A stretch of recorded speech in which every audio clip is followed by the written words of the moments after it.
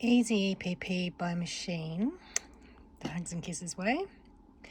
So I'm just going to take you through how I do English paper piecing by machine. Don't do it often, but when I've got lots to do, or they're larger pieces, or I've got a deadline, when I've used the EPP Iron-on, so that's the Iron-on WASHAWAY English paper piecing templates, then I can actually piece them by machine, and you really can't see the difference once the project's finished.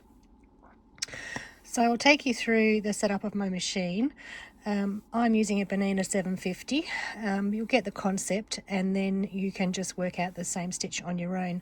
I also have lots of YouTube videos. It's exactly the same stitch that I use for my easy machine applique, invisible machine applique, using the Hugs and Kisses applique paper. So there's other videos that might show you a few other tips as well. So this is on my Bernina 750, and the stitch I'm using is I go to these stray stitches, and there's all these folders, but you may not know on the 700 series there's another, we actually want to go to the stitches here, all these folders here. There's one more folder hiding down there. These are the default ones, you may have put extra ones in, and in this folder down here I use either 1329 or 1331.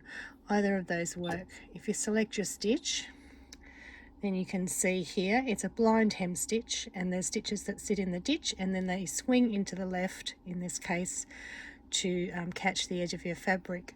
So I then change the width. So for applique I have it down to about 0.6, 0.7, but for English paper piecing I just go up 1 to 0.8, just a bit wider, so that we make sure we catch both pieces.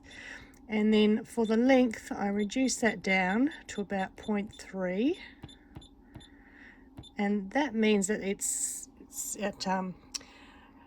pops over to the left and does that grab stitch every couple of millimeters. So it's a nice tiny stitch, just like if you were whip stitching by hand with a needle and thread. At this stage, in most cases, I don't play with the tension or anything else. Sometimes I might, depends on how the machine's faring, I might just lower that tension a little bit, because I am using monopoly in the bobbin and in the top thread. So it's up to your machine on how it likes to work with monopoly. You might need to play with your tension a bit. And then what I do is, if you've got a save memory feature, just save that, and then it will be in there for next time you want to get it and use it.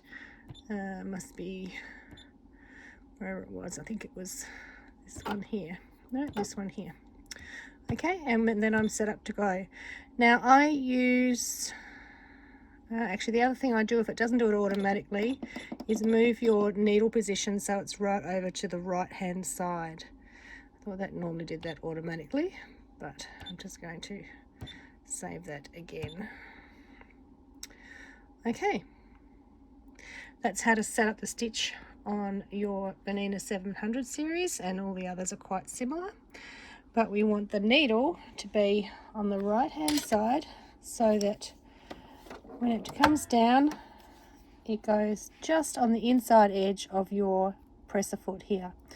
I'm using an open toe embroidery foot, and I've actually bought the original 20C foot, so not made for the 9mm machines. I've got a 9mm open toe embroidery foot as well, but I like the narrower opening, and I also have got a different stitch plate. So I've got the 5mm stitch plate instead of the 9mm. Just find sometimes otherwise it jams it down into that wide throat hole there. And this open toe 5mm embroidery foot is perfect for when I'm stitching bias stems and things like that. So I have my 20 foot. I have a MICROTEX 60 needle, so that's fine and very sharp. And as I said, I've got the monopoly thread in the top and in the bobbin.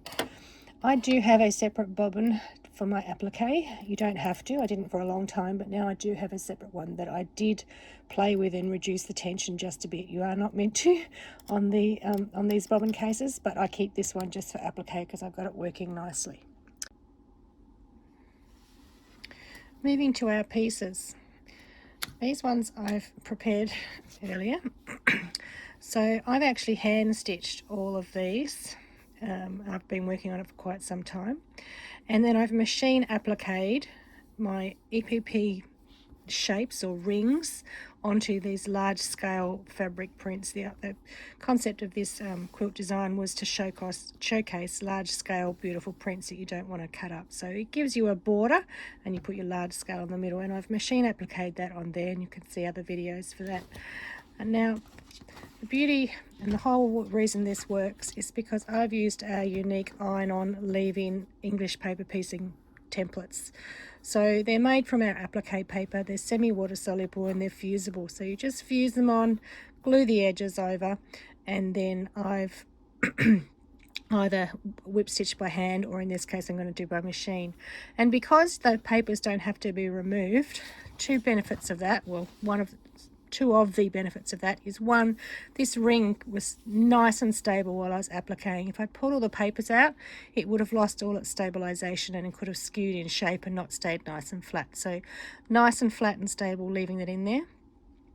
And secondly, if we machine this put these together by machine, as I did on the applique and as I'll do with the outsides, I'm not stitching through cards that have to be removed. So you can't really do this if you have to get the cards out afterwards. It doesn't work that way any other way. So it's because of the iron-ons that we can do this. So next step is just exactly the same as if I was stitching by machine. I'm going to put my pieces that go in here. So these are the joining pieces for all my blocks. And I have done some by hand. I've been stitching away by hand, but I've got an awful lot and I need to get this quilt finished, so I'm just going to do a few by machine. And once the whole quilt is finished and it's been washed and the paper's been softened and semi-dissolved and it's been quilted, you're not going to be able to tell the difference which bits were done by hand and which bits are done by machine. So I flip this over so that it is lined up. Now the important thing is, one, that we've been reasonably accurate in obviously folding over your seam allowances, gluing and folding over. The papers have all been laser cut, so I know they're all exact, either laser cut or die cut, they're exact. So if your gluing's been quite accurate, then these should be quite as exact as well. But we do have the flexibility in these softer papers to ease it in a little bit to fit. But because we're just doing that little tiny blind hem stitch that just pops in over the edge, we need to make sure that we've got our two sides perfectly lined up together. And then I just pop them in underneath that foot and feed it along on the inside edge of that cutout. So the needle is just catching the two edges. I get to my pivot point and I'm just using my knee lift to lift my presser foot, and then I just turn it around, get started, and then just realign to make sure I've got those exactly lined up.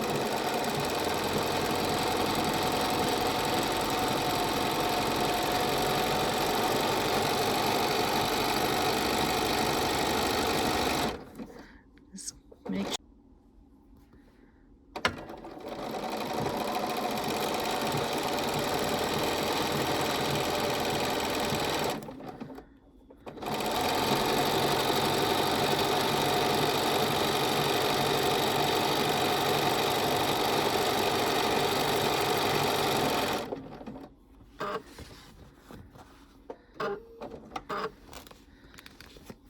And take my next piece. And slot in here like that.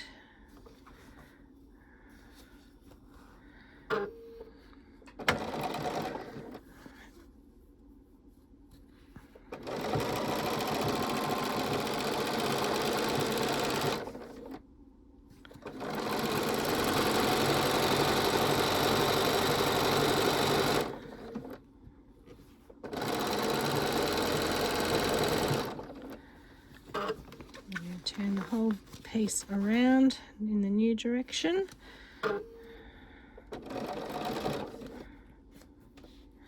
And I just open up any folds there so I'm not stitching through my tails, and I can fold back afterwards. Just as if you were doing it by hand, I wouldn't stitch through my folds by hand either. Okay, so there's our two bits and we've got a gap there, so now I'm going to fold that in half. And again, the beauty of these nice soft papers instead of the cards is I can fold that back on itself so they're perfectly aligned. I don't worry about securing the start and end of the stitches with a back tack or anything. This monopoly is such a fine, tight stitch that if you want to get it apart, you won't be able to. It's almost impossible to unpick. So I find that I don't need to back tack any beginning or end of any rows of stitching. And I may have just... Right, now you may have a little ridge there, but you hit that with a shot of steam with your iron, and that's absolutely fine, you'll never notice. If I hold it up to the light, you can just see my stitches there, just like a whip stitch. Tiny little stitch going through there. Once that is washed and pressed and the paper's dissolved, you won't see those stitches at all. And that's how quick and simple it is to do English paper piecing by machine.